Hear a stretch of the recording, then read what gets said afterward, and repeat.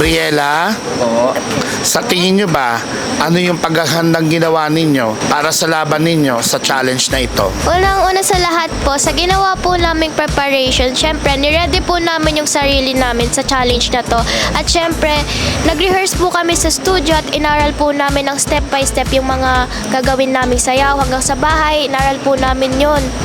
Tsaka, lalagyan din po namin ng kilig yung sayaw namin para kahit papaano, kahit sumasayaw na, may kilig pa rin na mabibigay para sa inyo. At ang ginawa namin preparation naman guys ay nagtutulungan kami ni Ella sa isa't isa.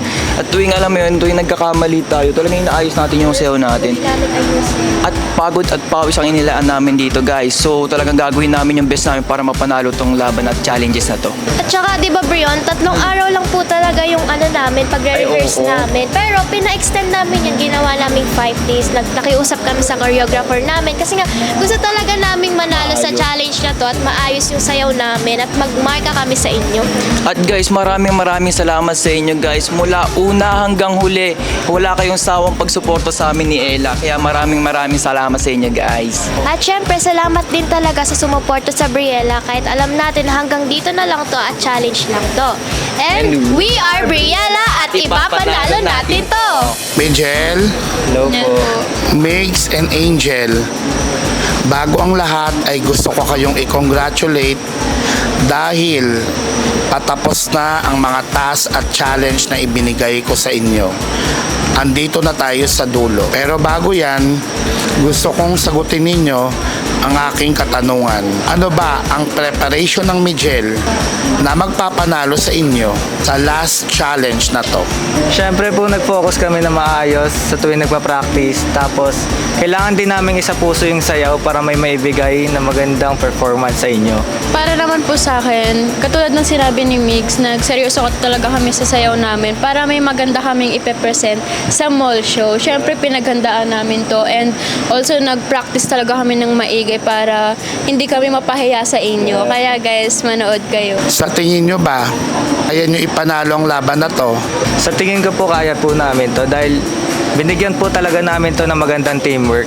And para sa akin naman, syempre hindi kami mawawalan ng pag-asa na manalo sa challenge na to kasi ginawa talaga namin yung best namin, yung buong makakaya namin para maging maganda yung kalabasan ng dance performance namin. Yes guys, thank you so much po sa lahat ng mga sumusuporta sa amin simula una hanggang ngayon na patapos na yung challenge na to. And thank you po sa mga bumuboto sa amin sa YouTube Shorts and FB Reels. Thank you po sa patuloy na nagko-comment ng Michelle. Kaya guys, thank you so much po sa mga sumuporta ng Miguel.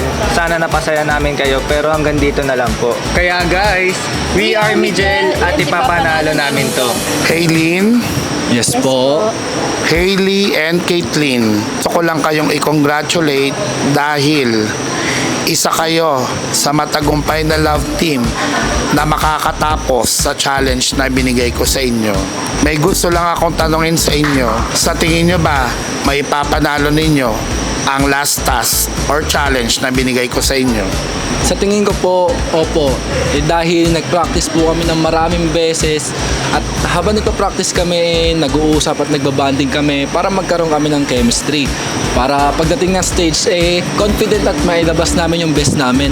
At tingin ko din po, mapapanalo po namin yung last task na to dahil yun nga po, nag-practice po kaming dalawa at nagtulungan po para makabasado yung mga sayaw.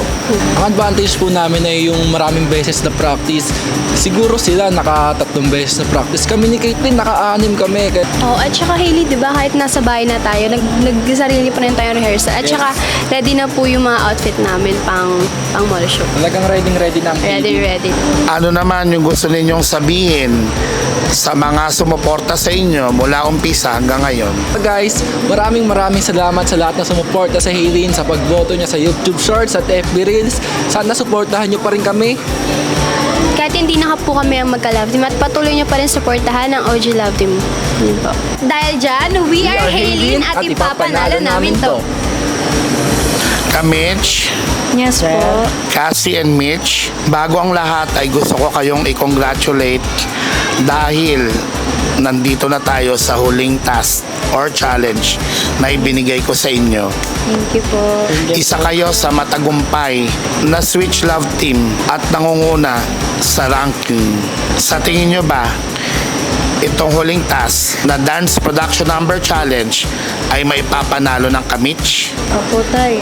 Kaya po naman kasi gagawin namin yung best namin. Anong preparation ninyo, ang mga ginawa ninyo para maipanalo ang laban na to? At syempre, ang ginawa namin preparation is, ginawa namin yung steps namin para maging malinis at saka yung mga blockings. At syempre, hindi mawawala yung mga sweet sa sayaw. Syempre, yung chemistry namin, papakita namin sa inyo.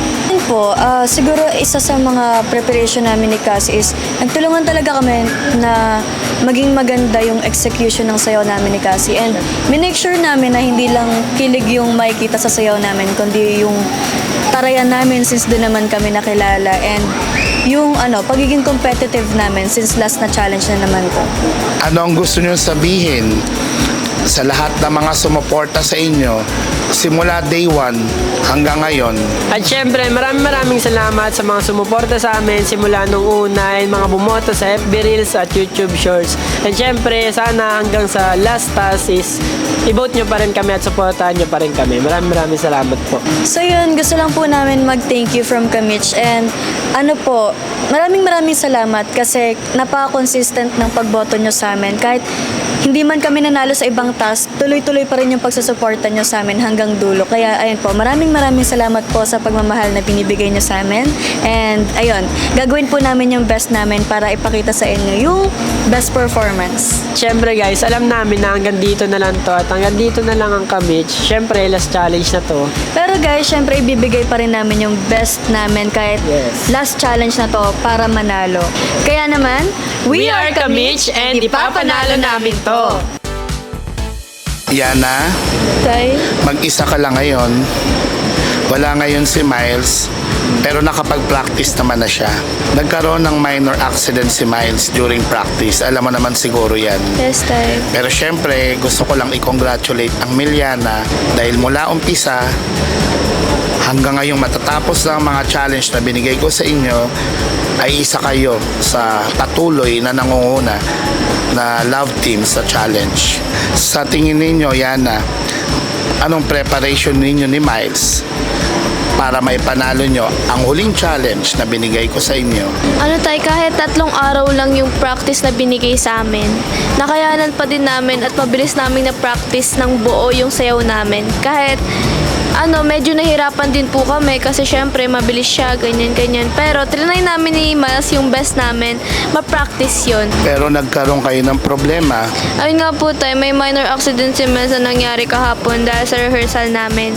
Dahil sa step na dapat pasabog para sa mall show, ayun po, parang nagkamali, ayun. Pero I'm sure naman po na gagaling po siya and hindi niya bibiguin yung mga Miliana fans. Pero gusto ko, hindi maging hadlang yon para hindi matuloy ang huling laban ninyo sa kompetisyon. Tama ba ako, Yana? Yes, tayo. O sa tingin mo, kahit may nangyaring ganyan, maipapanalo ba ng Miliana ang laban? Para sa akin tayo, opo.